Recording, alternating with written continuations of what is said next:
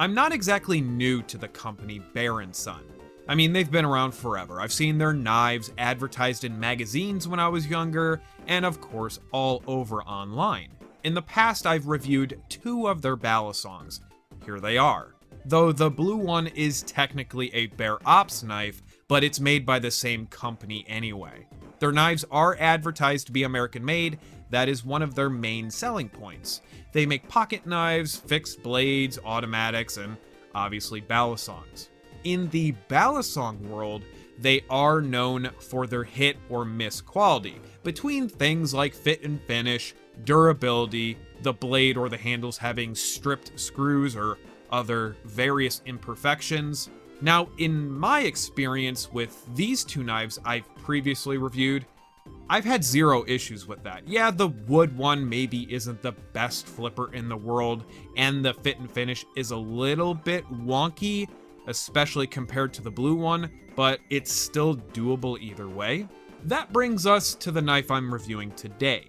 Its model number is 114GXD. It's listed as a 5-inch Damascus Balisong, and mine is in the Galaxy color option. It retails at full price for about $125, although I'm positive you can find it much cheaper elsewhere.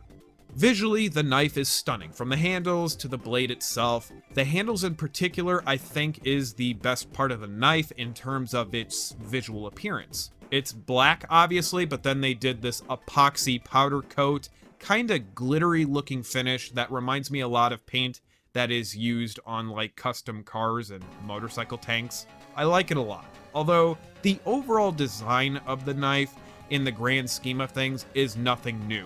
You can simply Google image search butterfly knife and you'll wind up coming across tons of similar looking knives all over the place. Yeah, the paint and steel may be different, but you get my point. The overall shape and the overall style isn't much different. Now, unlike those 2 other knives I've reviewed, which utilize sandwich construction handles with pivot screws, this knife here is a solid 1-piece handle attached with rivet pins. The latch is also attached with a rivet pin and is not a spring latch. It is the old style that I hate with a passion, but more on that later on. So back up a little bit. The 2 most common methods of connecting the blade to the handles is either like this, which is a set of pivot screws. Sometimes they're like this with a driver head on one side. Other times you'll see the head on both sides of the handle. The other most common method you'll come across is rivet pins like this knife, or even on this red one that I've had for, oh god, like 15 years now. They both have their pros and cons. However, a really well-made Balisong that utilizes pivot screws with good washers in between will, in my opinion, always perform better than one with rivets. Now, some may disagree with that, and that's totally fine. Again, this is merely my opinion from having flipping knives for many, many years. No, that does not make me an expert, but more of an asshole with a viewpoint based off of many years of experience. Take that for what it's worth. And the reason why I'm bringing this up is very important. So, right off the bat, straight out of the packaging, the knife was impossible to flip. It took me damn near 2 months of opening and closing this thing, with 2 hands mind you, for it to loosen up to the point of being flippable to any sort of degree. Even then, I wasn't totally comfortable with flipping this knife because it was still stiff enough to where I knew it was way too dangerous to do any kind of rollovers or really anything outside of very basic openings. Now I'm on month 3 or maybe 4 of flipping this knife, and it has smoothed out enough to where I can do more, I guess, intermediate advanced tricks. Things like rollovers, indexes, Y2Ks, helix 8 balls, aerials. I can do those with this knife, and even though that this knife is balanced really well, you know, it's got a great grip, it's very comfortable in the hand, it's very comfortable to flip, it's not anywhere near as smooth of a flipper as most of the other knives in my collection or most of the knives I've reviewed on this channel. Is that due to the construction of the knife? I don't know, maybe, but it puts this thought in my head. Okay, how much more time do I have to devote to this knife in order for it to operate anywhere near that same level as any of my daily flippers? I don't know, and I don't think I'll ever find out the answer to that. As it sits right now, as broken in as it has been, it's not like the knife is a bad performer. It actually flips pretty decent. It's nowhere near the worst Balisong I've ever owned or flipped, but then again, it's nowhere near the top. On to my biggest pet peeve of any butterfly knife, especially one that is American made and charges $100+ for a knife that utilizes the old regular floppy style latch that gets in the way of everything you do. Why are latches like this still being made in the first place? It's not like this is a new concept either. Spring latches have been around for more than several years now. Even dirt cheap Chinese knives, you can get them all day long with spring latches. The knives in front of you right now are cheaper, wickedly cheaper in some cases, like this one here I got on eBay for $10. And yes, they all have spring latches. I have seen people in the past comment things like, oh, just put an O-ring on the latch and it doesn't get in the way, or that, oh, you're just nitpicking. Yeah, maybe, but it doesn't negate the point I'm making. I don't get that thought process behind using these terrible latches, considering how much you're charging for the product. To me, it comes off as cheap. At worst, it comes off as pure laziness. The build quality, it goes without saying that for the money, you could do better. Significantly. It has the issues I previously mentioned, like the stiff handles and even the latch being stiff as well, but then you have other issues, like how the finish on the blade has completely been ruined by the way the knife was manufactured. Because there's no spacer in between the handle and the blade, they rub up against each other the entire time. Then you have areas like this here that either rub or smack against the handles as you're flipping it. It turns into a case of no matter what I do or how much I flip this knife, even if I don't drop it, maybe I'm babying the thing and not whipping it around like a fucking gorilla, this blade will sustain damage. It's unavoidable.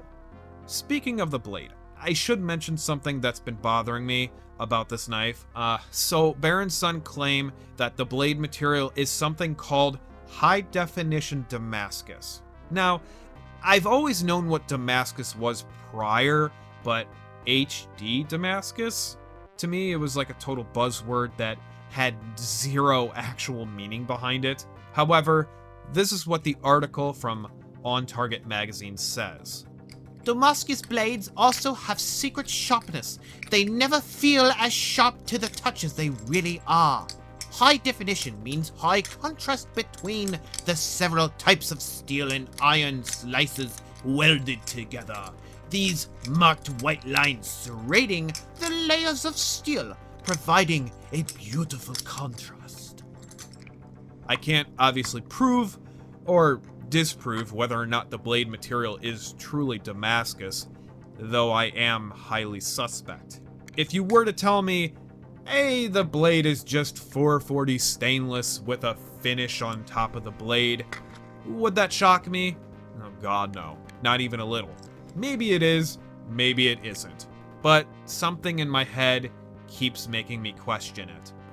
For that matter, I also question the durability of the knife in general. The handles are made of zinc, which is known to be a softer metal, but it is coated in that epoxy, so I would hope that in the event that you do drop the knife on a hard surface, that it wouldn't snap on you, or snap while you're flipping.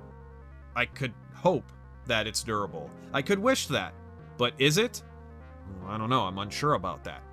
Basically, I wouldn't bet my life on it, let alone $20.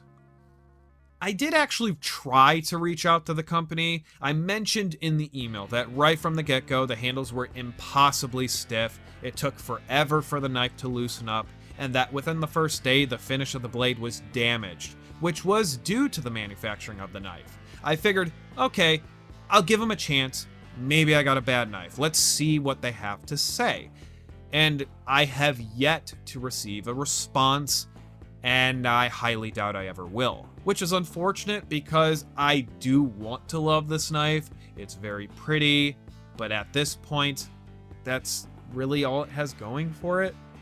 Honestly, at the end of the day, I would never recommend this knife to really anyone. Yeah, it's a pretty knife, but it's not a great flipper. A good collector's piece, maybe. Even a show piece, I guess.